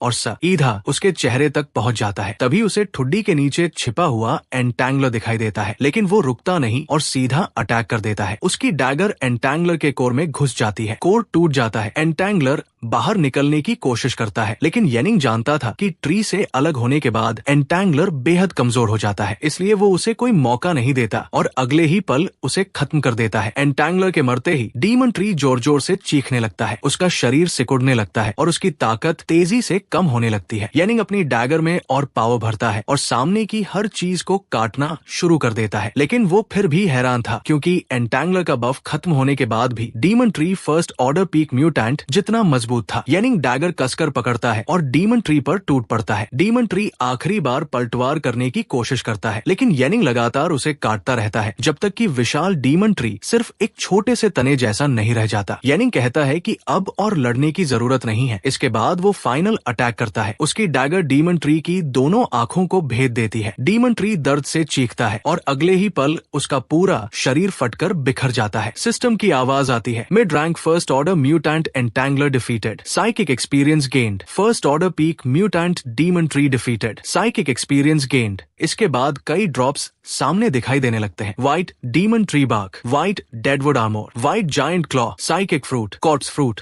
येनिंग ड्रॉप्स को देखकर खुश हो जाता है। कॉर्प्स फ्रूट में कुछ नेगेटिव इफेक्ट्स थे, लेकिन कॉम्बैट में ये काफी काम की चीज मानी जाती थी। हालांकि असली खजाना साइकिक फ्रूट था। उसका इफेक्ट था परमानेंट एक फिजिकल पॉइंट बढ़ाना और लाइफ रिकवरी स्पीड को 20% बढ़ाना। येनिंग तुरंत फ्रूट खा लेता है। वो सोचता है कि आर्म अवेकन को लेवल अप करने पर सिर्फ 4 एट्रीब्यूट पॉइंट्स मिलते हैं, लेकिन उसने सिर्फ 2 बॉसेस मारकर ही एक एक्स्ट्रा एट्रीब्यूट पॉइंट हासिल कर लिया। उधर फॉरेस्ट के बाहर मौजूद लोगों को महसूस होता है कि बॉस की साइकिक प्रेशर पूरी तरह गायब हो चुकी है। एक लड़का पूछता है कि क्या ये सब उसी धमाके की वजह से हुआ था। दूसरा कहता है कि शायद कोई सेकंड ऑर्डर अवेकेंड यहाँ से गुजरा होगा। लेकिन बाकी लोग कहते हैं कि आसपास तो सिर्फ वही अजीब लड़का था। उनका लीडर भी सोच में पड़ जाता है। एक पल के लिए उसके मन में आता है कि शायद ये सब येनिंग ने किया हो, लेकिन अगले ही पल वो खुद ही इस बात को पागलपन मानकर छोड़ देता है। आखिर उसकी नजर में कोई 0 ऑर्डर अवेकेंड ऐसा नहीं कर सकता था। करीब आधे घंटे बाद येनिंग टियानफेंग सेफ जोन के मटेरियल परचेस सेंटर पहुंचता है। वहां का कर्मचारी उससे पूछता है कि क्या वो सारे मटेरियल्स बेचना चाहता है। येनिंग हाँ में जवाब देता है और कहता है कि पहले कीमत बता दो। वो जानता था कि सिस्टम ट्रेड चैनल के जरिए भी सामान बेचा जा सकता है, लेकिन अभी उसके लिए हर रिसोर्स की कीमत थी, इसलिए वो डायरेक्ट डील करना चाहता था। कर्मचारी सारे मटेरियल्स चेक करता है और बताता है कि ये चारों items FIR saint order high rank mutants से आए हैं। इनसे ऑफेंसिव और डिफेंसिव इक्विपमेंट दोनों बनाए जा सकते हैं। कुछ कैलकुलेशन करने के बाद वो कहता है कि कुल कीमत 697 क्रेडिट पॉइंट्स बनती है, लेकिन वेलकम ऑफर के तौर पर वे उसे 700 क्रेडिट पॉइंट्स देने को तैयार है। फिर वो पूछता है कि क्या ये प्राइस ठीक है। येनिंग ये सुनकर चुप हो जाता है। अपोकलिप्स की इस दुनिया में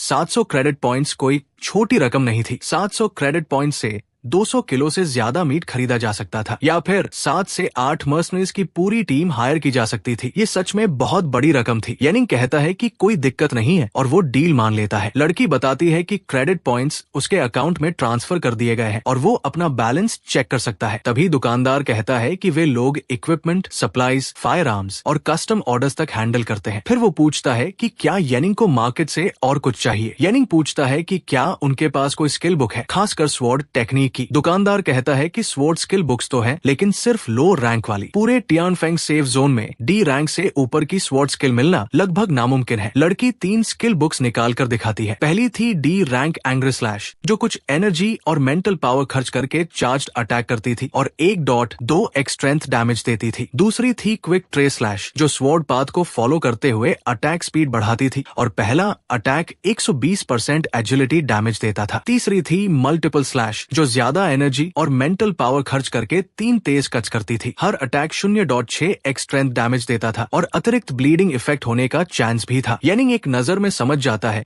कि तीनों स्किल्स लोएस्ट रैंक की है और ज्यादा खास नहीं है। स्वॉर्ड गॉड सिस्टम उन्हें अपग्रेड कर सकता था, लेकिन अपग्रेड का रिजल्ट बेस स्किल पर ही डिपेंड करता था, इसलिए स्किल चुनते समय उसे सावधानी रखनी थी। वो स्टॉर्म स्वॉर्ड के बारे में सोचता है। उसकी पावर भयानक थी, लेकिन अटैक लॉन्च होने में थोड़ा डिले होता था। साथ ही उसकी एरिया रेंज बहुत बड़ी थी, जिससे स्किल कम फ्लेक्सिबल बन जाती थी। अगर भविष्य में उसे हाई रैंक फास्ट म्यूटेंट्स मिले तो वे स्टॉर्म स्वॉर्ड से बचकर कूलडाउन के दौरान हमला कर सकते थे। दुकानदार पूछता है कि क्या उसे कोई स्किल पसंद आई। फिर कहता है कि अगर जल्दी न हो तो वे दूसरी सेफ जोन से भी स्किल बुक्स मंगवा सकते हैं। हैंडलिंग फी देने पर C रैंक स्किल भी मिल सकती है। अगर स्वॉर्ड स्किल जरूरी न हो तो शायद भी रैंक स्किल भी मिल जाए, लेकिन येनिंग सिर हिलाकर मना कर देता है। वो कहता है कि उसे क्विक ट्रेस स्लैश चाहिए। दरअसल वो देखना चाहता था कि स्पीड टाइप स्किल अपग्रेड होने के बाद कैसी बनेगी। दुकानदार हैरान हो जाता है। उसके हिसाब से येनिंग ने इतने कीमती मटेरियल्स बेचे थे और अब इतनी साधारण स्किल बुक खरीद रहा था, लेकिन फिर वो कंधे उचकाकर लड़की को quick trace slash 600 credit points में देने को कह देता है। लड़की स्किल बुक येनिंग को सौंप देती है। दुकानदार मुस्कुराते हुए उसे फिर आने के लिए कहता है। बाहर निकलते ही येनिंग अपना बैलेंस देखता है। उसके पास अभी भी 100 क्रेडिट पॉइंट्स बचे हुए थे। वो सोचता है कि क्यों न XUAN के लिए कुछ स्वादिष्ट चीजें ले ली जाए। जब वो घर पहुंचता है तो XUAN हैरान रह जाती है। वो पूछती है कि इतनी सारी अच्छी चीजें कहाँ से आई। येनिंग हंसकर कहता है कि ये अवेकन बनने के बेनिफिट्स हैं। उसने पहले ही कहा था कि अब अच्छी चीजें उनके घर आती रहेंगी। फिर वो XUAN को स्नैक्स देता है और कहता है कि ये खास उसके लिए खरीदे हैं। येनिंग बताता है कि अपोकलिप्स में सिर्फ जिंदा रहना ही चमत्कार है और ऐसा खाना खाना तो लक्जरी माना जाता है। XUAN खुशी से भर जाती है। वो कहती है कि उसने सुना था कि सिर्फ बड़े लोग ही घर में स्नैक्स खाते हैं। उनके पूरे ब्लॉक में किसी ने ऐसी चीज नहीं देखी। येनिंग उसे खाने के लिए कहता है और वादा करता है कि आगे और भी मिलेगा। कुछ समय बाद XUAN सो जाती है। येनिंग सोचता है कि अब स्किल सीखने का समय आ गया है। वो स्वॉर्ड गॉड सिस्टम खोलता है और क्विक ट्रेस स्लैश सीख लेता है। स्किल तुरंत अपग्रेड होकर SSS rank rapid sky slash बन जाती है। डिस्क्रिप्शन पढ़कर येनिंग भी चौंक जाता है। स्किल को इस्तेमाल करने के लिए 4000 साइकिक एनर्जी चाहिए थी। अटैक के दौरान एक सेकंड के लिए स्ट्रेंथ और एजिलिटी 600% बढ़ जाती थी। साथ ही अटैक एक भयानक स्वॉर्ड स्टॉर्म पैदा करता था, जिससे उसका मूवमेंट लगभग अनप्रेडिक्टेबल हो जाता था। येनिंग समझ जाता है कि 600% एजिलिटी बूस्ट स्टॉर्म स्वॉर्ड की कमजोरी को पूरा कर सकती है, भले ही सिर्फ एक सेकंड के लिए हो, लेकिन वो डिले प्रॉब्लम को कवर करने के लिए काफी था। उसे लगता है कि उसने सही स्किल चुनी है, लेकिन स्किल को टेस्ट करना जरूरी था। वो सोचता है कि स्पीड टेस्ट करने के लिए एक ही जगह सबसे सही रहेगी। 2 घंटे बाद येनिंग टियानफेंग की पुरानी सिटी के बाहरी इलाके में पहुंचता है। वहाँ मॉन्स्टर्स की भरमार थी। वो सोचता है कि ये जगह बिल्कुल सही है, चाहे पिछली जिंदगी हो या ये वाली। ये एरिया लगभग अनएक्सप्लोर्ड ही रहा था। उसे याद था कि पिछली जिंदगी में संयोग से उसे यही एक सेकंड ऑर्डर म्यूटेंट मिला था। उसकी स्पीड और एजिलिटी लगभग मैक्स लेवल पर थी, लेकिन तभी येनिंग को महसूस होता है कि उसके पैर किसी चिपचिपी स्लाइम में फंस गए हैं। अगले ही पल एक म्यूटेंट उसके पीछे दिखाई देता है। येनिंग तुरंत चौंक जाता है। एक ज़ॉम्बी लगभग उसे मार ही देता। उसका मुंह किसी कार्निवोरस प्लांट की तरह खुल जाता है और वो येनिंग को काटने की कोशिश करता है, लेकिन येनिंग तुरंत डैगर निकालता है और कुछ ही वार में ज़ॉम्बी को टुकड़ों में काट देता है। वो राहत की सांस लेते हुए कहता है कि अच्छा हुआ ये सिर्फ ज़ॉम्बी था, अगर ये क्लाइंबर होता तो हालात बिल्कुल अलग होते। इस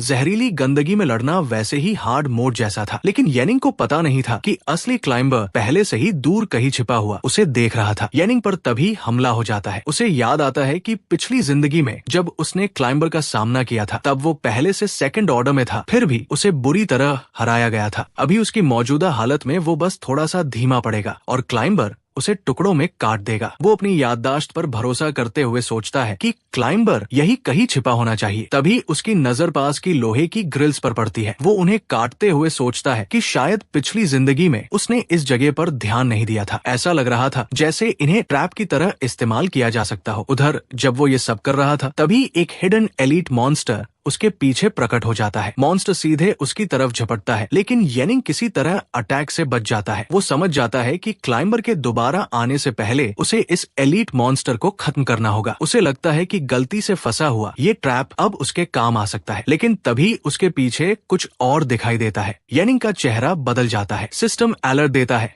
second order mid rank mutant climber appeared. Yening पीछे मुड़कर देखता है और उसके मुंह से लगभग गाली निकल जाती है। आखिरकार वही हुआ जिससे वो डर रहा था। अब वो 2 वर्सेस 1 सिचुएशन में फंस चुका था। क्लाइंबर बिजली जैसी स्पीड से उसकी तरफ आता है और येनिंग बहुत मुश्किल से उसके अटैक से बचता है। वो क्लाइंबर की स्पीड देखकर हैरान रह जाता है। उसे लगता है कि ये उसकी पिछली जिंदगी वाले क्लाइंबर से भी ज्यादा तेज है। वो जल्दी से सोचता है कि ब्लाइंड स्पॉट और डिस्टेंस का फायदा उठाकर शायद अगले अटैक से बचा जा सकता है, लेकिन एलीट मॉन्स्टर भी लगातार पास आता जा रहा था। अब हालात ऐसे थे कि अगर वो क्लाइंबर के अटैक से बचता तो एलीट मॉन्स्टर का अटैक लग सकता था, और अगर एलीट मॉन्स्टर से बचता तो क्लाइंबर उसे पकड़ सकता था। उसके पास सोचने का समय नहीं था। येनिंग सामने देखता है और समझ जाता है कि अब उसे अपने शरीर पर भरोसा करके ही दोनों अटैक से बचना होगा। वो किसी तरह दोनों के बीच से निकल जाता है, लेकिन अब तक वो ट्रैप भी बुरी तरह टूट चुकी थी और हालात पहले से ज्यादा खराब हो चुके थे। येनिंग सोचता है कि वो यहाँ स्किल्स टेस्ट करने आया था, लेकिन मौजूदा हालत में स्टॉर्म स्वॉर्ड इस्तेमाल करना कहीं ज्यादा सुरक्षित रहता। समस्या ये थी कि स्टॉर्म स्वॉर्ड की कंडीशंस इस जगह के लिए सही नहीं थी। क्लाइंबर बहुत ज्यादा फास्ट था और स्टॉर्म स्वॉर्ड उसे आसानी से हिट नहीं कर पाती। 0 ऑर्डर बॉडी के साथ दोनों म्यूटेंट से परफेक्ट तरीके से बचना लगभग नामुमकिन था। इस समय उसके पास सिर्फ एक ही भरोसेमंद स्किल बची थी, स्काईलाइट फ्लो। लेकिन Skylight flow single target skill थी। तभी क्लाइंबर और एलीट मॉन्स्टर दोनों एक साथ उसकी तरफ झपटते हैं और उसी समय येनिंग को कुछ याद आता है। उसे स्किल डिस्क्रिप्शन का एक हिस्सा याद आता है। वो तुरंत दौड़ना शुरू कर देता है। उसे नहीं पता था कि स्वॉर्ड की रेंज कितनी दूर तक जाती है, इसलिए वो सेफ्टी के लिए मिनिमम रेंज मानकर चल रहा था। वो जल्दी से कैलकुलेशन करता है। अगर सब कुछ सही रहा तो उसके हाथ की लंबाई और स्वॉर्ड रेंज मिलाकर अटैक की रीच दोनों मॉन्स्टर्स तक पहुंच सकती थी। भले ही स्किल सिंगल टारगेट हो, लेकिन शायद दोनों एक ही लाइन में आ जाए। अगले ही पल येनिंग दोनों मॉन्स्टर्स की तरफ दौड़ पड़ता है। वो उनके बीच से गुजरता है और स्काईलाइट फ्लो एक्टिवेट कर देता है। एक चमकदार स्लैश निकलता है और दोनों मॉन्स्टर्स एक साथ कट जाते हैं। एक ही अटैक में दोनों खत्म हो जाते हैं। येनिंग खुद भी कुछ पल के लिए हैरान रह जाता है। उसने सोचा था कि स्किल सिर्फ एक टारगेट को मारेगी, लेकिन अटैक ने स्पेशल इफेक्ट ट्रिगर कर दिया था। स्किल ने सिर्फ पहले टारगेट के लिम्स नहीं तोड़े, बल्कि के स्वॉर्ड ने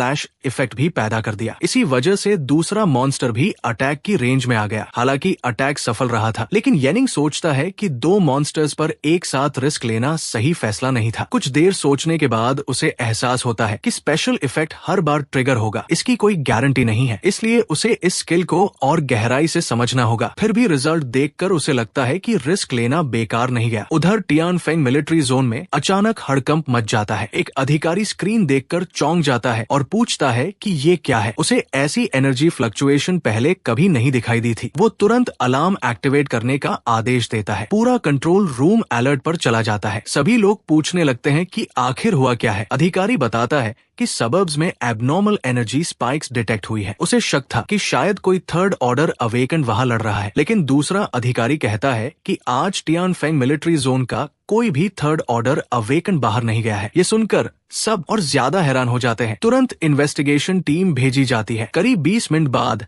वे बैटल साइट पर पहुंचते हैं। वहां का सीन देखकर सभी दंग रह जाते हैं। एक अधिकारी कहता है कि उसने पहले कभी ऐसी बैटल मार्क्स नहीं देखी। उसे याद नहीं पड़ता कि आसपास की किसी मिलिट्री जोन का कोई थर्ड ऑर्डर हैवी फाइटर ऐसी फाइटिंग स्टाइल इस्तेमाल करता हो। तभी दूसरा अधिकारी जमीन की तरफ इशारा करता है। वे रेसिडुअल एनर्जी ट्रेस चेक करते हैं और रिजल्ट देखकर सभी की आंखें फैल जाती है। एनालिसिस के अनुसार स्किल इस्तेमाल करने वाले ने कम से कम 4000 साइकिक एनर्जी रिलीज की थी। एक अधिकारी तुरंत कहता है कि 4000 साइकिक एनर्जी रिलीज करने के बाद भी खड़े रहने के लिए कम से कम मिड थर्ड ऑर्डर अवेकन होना जरूरी है। ये अब उनके डिपार्टमेंट के लेवल से ऊपर की बात थी। उन्हें तुरंत एक्सआईओ को रिपोर्ट करनी होगी। टियानफेंग सेफ जोन वापस पहुंचने के बाद येनिंग अपने नए इक्विपमेंट के एट्रीब्यूट्स देखने लगता है। Agility +4, strength +2, attack speed 30% increase, एक स्पेशल इफेक्ट जो 120 पॉइंट एक्स्ट्रा डैमेज देता है और इक्विपमेंट स्किल डैश जो यूजर को 2 सेकंड्स के लिए आगे की तरफ तेजी से स्प्रिंट करने देती है और सीधे पेट को टारगेट करती है। येनिंग देखता है कि ये इक्विपमेंट मोबिलिटी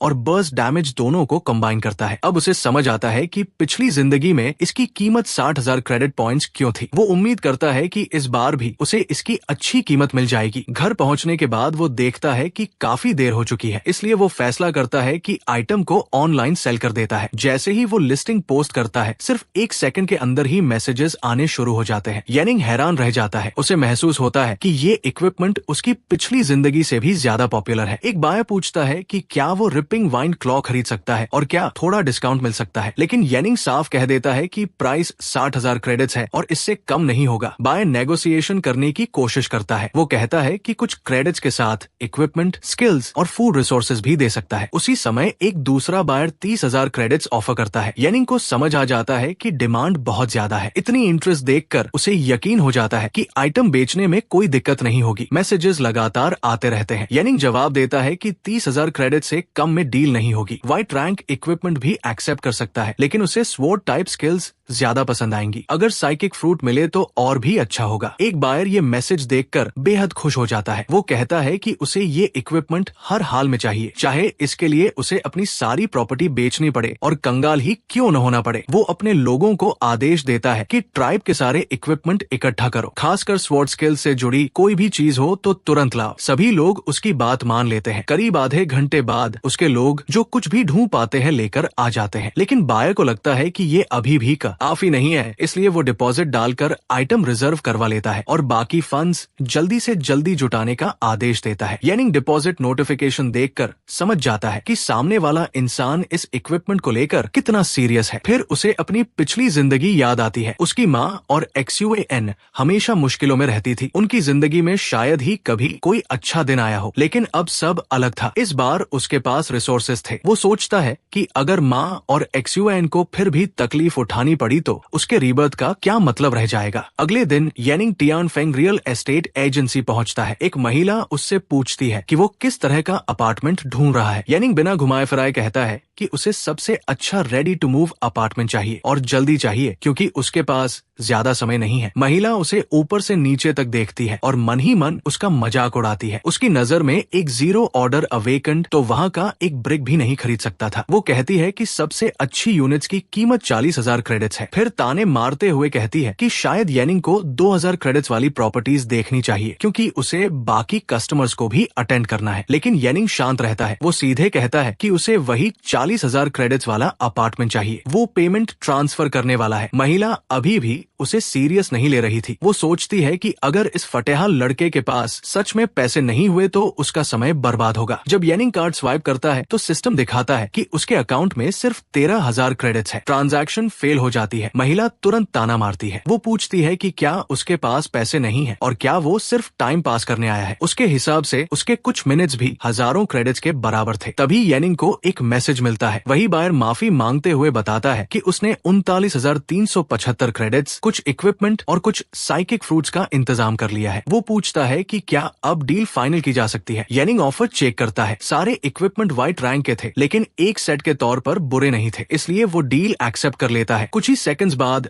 39,000 से ज्यादा क्रेडिट्स उसके अकाउंट में ट्रांसफर हो जाते हैं। येनिंग मुस्कुराता है और कहता है कि अब पेमेंट हो सकती है। महिला की पूरी पर्सनैलिटी पल भर में बदल जाती है। अभी तक जो उसे नीची नजर से देख रही थी अब उसे यंग सक्सेसफुल टैलेंट कहने लगती है। इतनी कम उम्र में इतनी वेल्थ देखकर वो खुद भी शॉक थी। अब वो बहुत स्वीट बनकर पूछती है कि क्या येनिंग को ट्रांसफर प्रोसेस की जानकारी है। फिर वो उसे वीआईपी रूम में ले जाती है और कहती है कि वे उसे स्पेशल सर्विस देंगी। ट्रांजैक्शन कंप्लीट होने के बाद येनिंग अपनी छोटी बहन को नया घर दिखाने ले जाता है। एक्सयूएन हैरान होकर पूछती है कि क्या वे सच में अब यहाँ रहने वाले हैं। येनिंग उसे चाबी देते हुए कहता है कि अब उसे कूड़े में सामान ढूंढने की जरूरत नहीं पड़ेगी। फिर वो कहता है कि जाकर माँ को भी यहाँ ले आओ। कुछ दूर जाने के बाद येनिंग सोचता है कि क्लाइंबर को मारने के लिए जो रिसोर्सेज उसने जमा किए थे वे लगभग खत्म हो चुके हैं, इसलिए उसे जल्द से जल्द नए रिसोर्सेज जुटाने होंगे। टियानफेंग के हाई लेवल म्यूटेंट्स ज्यादातर मिलिट्री द्वारा खत्म कर दिए जाते हैं। जो बचे हैं वे सिर्फ ट्रेनिंग टारगेट्स जैसे हैं और लो लेवल अवेकन के लिए ही मुश्किल से काफी है, इसलिए अब उसके पास सिर्फ एक ऑप्शन बची थी, कैडावर एकेडमी। टियानफेंग सेफ जोन के बाहर मौजूद वही जगह जहां अभी भी साइकिक फ्रूट्स हासिल की जा सकती थी। इस डंजियन में सेकंड ऑर्डर म्यूटेंट्स भी मौजूद थे। स्कोर के हिसाब से स्पेशल रिवॉर्ड्स मिलते थे और अब तक किसी ने भी मैक्सिमम स्कोर हासिल नहीं किया था। इसका मतलब था कि सभी रिवॉर्ड्स अभी भी अवेलेबल थे। येनिंग को पूरा भरोसा था कि अपनी एसएसएस रैंक स्किल्स की मदद से वो कैडावर एकेडमी का चैंपियन बन सकता है। वो बिना देर किए अंदर कूद जाता है। सिस्टम दिखाता है कि उसने कैडावर एकेडमी का सी रैंक केस एंटर किया है। एंट्री रिक्वायरमेंट सेकंड ऑर्डर थी। येनिंग कंफर्मेशन देता है और अंदर पहुंच जाता है। सिस्टम बताता है कि इस समय कुल 14 प्लेयर्स अंदर मौजूद है। केस स्टार्ट हो जाता है और पूरा सिनारियो एक्टिवेट हो जाता है। करंट एनवायरनमेंट नॉर्मल था। कोई पैरानॉर्मल इवेंट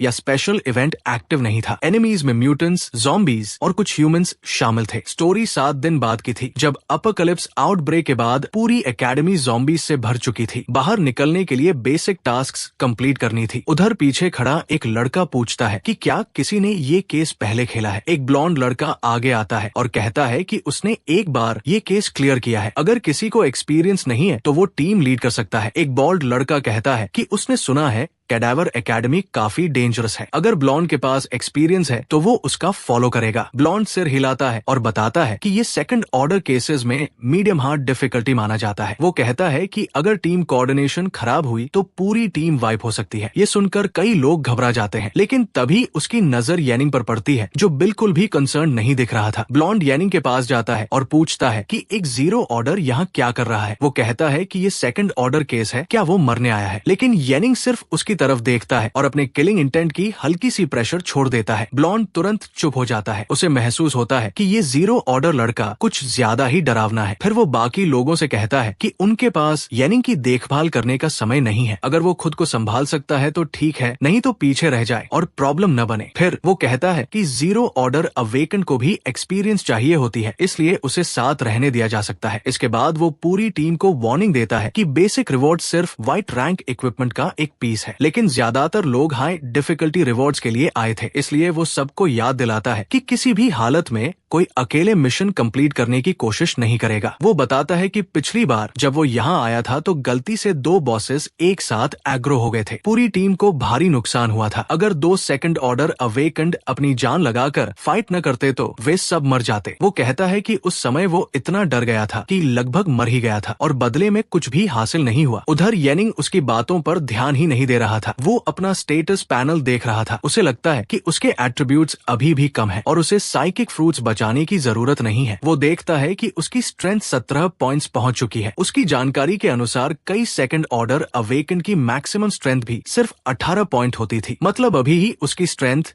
एक नॉर्मल सेकंड ऑर्डर अवेकन के करीब पहुंच चुकी थी। और एसएसएस रैंक स्किल्स को जोड़ दिया जाए तो उसे पूरा भरोसा था कि वो कैडावर एकेडमी का चैंपियन बनेगा। तभी ब्लॉन्ड कहता है कि प्रोटेक्शन बैरियर खत्म होने वाली है, सब लोग तैयार हो जाए। उनका पहला टारगेट कैडावर नोकनॉब था, जो मिड सेकंड ऑर्डर बॉस था। वो कहता है कि 14 प्लेयर्स मिलकर उसे आसानी से हैंडल कर सकते हैं और कैजुअलिटीज भी कम होंगी। टीम के सभी लोग उसकी बात मान लेते हैं। तभी मास्क पहनी हुई एक लड़की पूछती है कि अगर सिचुएशन डेंजरस हो गई तो क्या वो सबको कवर देगा। ब्लॉन्ड तुरंत हीरो बनने लगता है और कहता है कि उसे चिंता करने की जरूरत नहीं है, वो सबकी रक्षा करेगा। कुछ देर बाद टीम आगे बढ़ने लगती है, लेकिन तभी उन्हें पता चलता है कि कोई उनसे पहले ही निकल चुका है। जब वे देखते हैं तो पता चलता है कि वो येनिंग है। येनिंग अकेला आगे बढ़ रहा था। टीम के लोग हैरान रह जाते हैं। वे सोचते हैं कि क्या वो मरना चाहता है। ब्लॉन्ड कहता है कि उसे इग्नोर करो, वो सिर्फ 0 ऑर्डर है। सभी फॉर्मेशन मेंटेन करें और फोकस रखें। उधर येनिंग तेजी से सीढ़ियां चढ़कर ऊपर पहुंच जाता है। वहां एक लड़की उससे मदद मांगती है। वो कहती है कि वे फंस गए हैं और क्या वो उन्हें बाहर निकाल सकता है। लेकिन येनिंग बिल्कुल नहीं रुकता, क्योंकि वो जानता था कि वे असली इंसान नहीं है। वे पहले ही मॉन्स्टर्स बन चुकी थी। उसे अपनी पिछली जिंदगी याद आती है। उस समय उसने उन्हें डंजियन एनपीसी समझ लिया था और उनकी मदद करने रुक गया था। लेकिन अगले ही पल उन्होंने उस पर एम्बुश कर दिया था और उसे जिंदा खा लिया था। येनिंग उस घटना को आज तक नहीं भूला था, इसलिए वो सीधे रूफटॉप की तरफ बढ़ जाता है। उसे पता था कि बुचर इस डंजियन का सबसे अच्छा इक्विपमेंट ड्रॉप करता है। वो हिडन बॉस को बाहर निकालना चाहता था। उधर ब्लॉन्ड अपनी टीम को समझा रहा था कि ये वही जंकयार्ड एरिया है जहां कैडावर नोकनॉब स्पॉन होता है। वो कहता है कि बॉस फाइट शुरू होने से पहले जितना हो सके दूसरे मॉन्स्टर से बचना चाहिए, क्योंकि जितने ज्यादा मॉन्स्टर्स मारे जाएंगे बाकी मॉन्स्टर्स उतने ही ज्यादा फ्यूरियस हो जाएंगे। इसलिए सीधे बॉस को टारगेट करना सबसे सेफ ऑप्शन था। उसके अनुसार पहला बॉस मरने के बाद पूरी डंजन रेज मोड में चली जाती है। उस समय सभी मॉन्स्टर्स बफ हो जाते हैं, इसलिए उन्हें छिपकर रेज बफ खत्म होने का इंतजार करना होगा। मास्क वाली लड़की हंसते हुए कहती है कि ये डंजियन तो काफी इजी लग रही है, लेकिन तभी बॉल्ड लड़का सामने देखने के लिए चिल्लाता है। अगले ही पल सबके चेहरे बदल जाते हैं। Mid second order mutant cadaver नोकनॉब उनके सामने दिखाई देता है। वो दूर खड़ा था, लेकिन उसकी नजर सीधे टीम पर थी। वे लोग देख लेते हैं कि बॉस ने उन्हें स्पॉट कर लिया है और तुरंत पोजीशन लेने लगते हैं। ब्लॉन्ड लड़का कहता है कि वो टैंक टाइप अवेकन है और मॉन्स्टर्स को रोकेगा, जबकि बाकी लोग डैमेज देंगे। बॉल्ड आर्चर कहता है कि वो पहला एरो चलाएगा और बाकी लोग भी अटैक की तैयारी करने लगते हैं। टैंक आगे बढ़कर कैडावर नोकनॉब को रोकने की कोशिश करता है। सारे अटैक्स उसकी तरफ आने लगते हैं। उसे लगता है कि प्लान काम कर गया है। वो नोकनॉब को दूर फेंक देता है, लेकिन अगले ही पल बॉस उनकी आंखों के सामने से गायब हो जाता है। अचानक नोकनॉब सीधे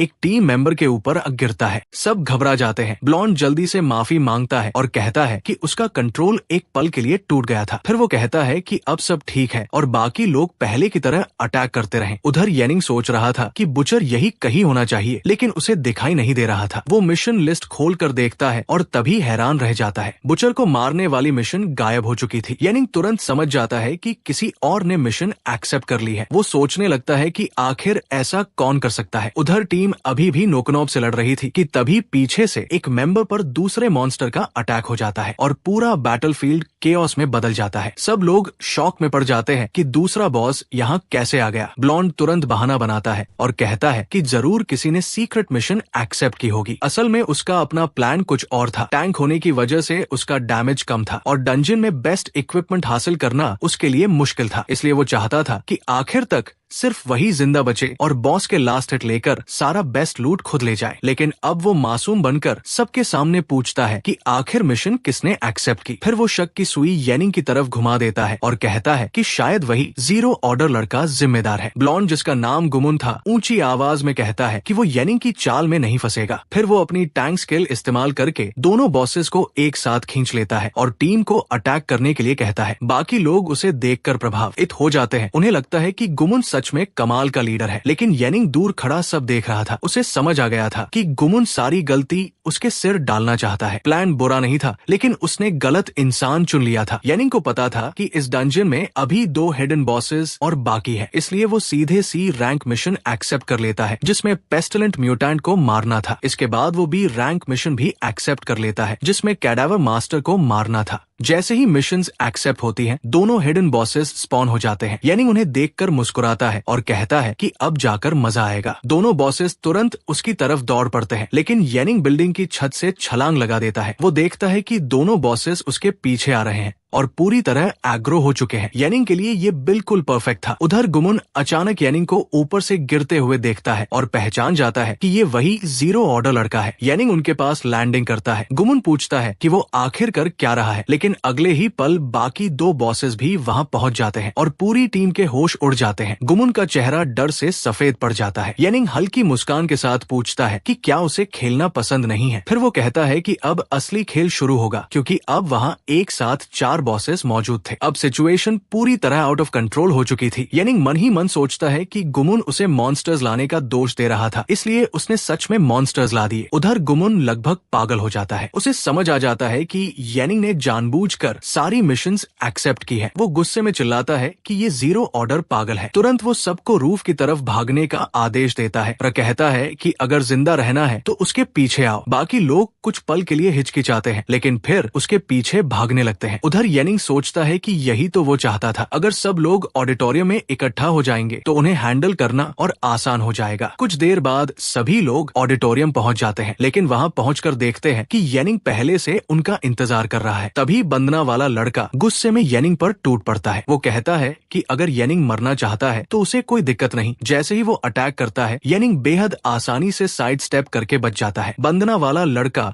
शॉक में पड़ जाता है। तभी येनिंग उससे पूछता है कि उसका दोस्त बुचर के हाथों मरा था या नहीं। वो आदमी तुरंत जवाब देता है कि उसने वो मिशन एक्सेप्ट नहीं की थी। यहीं पर येनिंग पूरी सच्चाई सामने रख देता है। वो बताता है कि गुमुन ने जानबूझकर कैडावर नोकनॉब को खुला छोड़ा था ताकि लोग मरे और वो सारा एक्सपी और बेस्ट लूट खुद ले सके। अब टीम के बाकी मेंबर्स भी सब समझ जाते हैं। उन्हें एहसास होता है कि गुमुन उन्हें कैनन फॉडर की तरह इस्तेमाल करना चाहता था, लेकिन गुमुन तुरंत बात घुमाने की कोशिश करता है। वो कहता है कि अभी लड़ने का समय नहीं है। वो सबको बताता है कि येनिंग ने बाकी सारी मिशंस एक्सेप्ट कर ली है और चारों बॉसेस जल्द ही यहाँ पहुँचने वाले हैं। उनकी एकमात्र उम्मीद यही है कि वे इस पोजीशन को होल्ड करें और किसी तरह जिंदा रहें। लेकिन टीम के लोग घबरा जाते हैं। वे पूछते हैं कि 4 सेकंड ऑर्डर बॉसेस को आखिर कैसे रोका जा सकता है। खासकर कैडावर मास्टर तो सेकंड ऑर्डर पीक पर था। गुमुन सबको चुप रहने को कहता है। वो बताता है कि ये बिल्डिंग थर्ड ऑर्डर से नीचे की ताकत से डिस्ट्रॉय नहीं की जा सकती। नोकनॉब को छोड़कर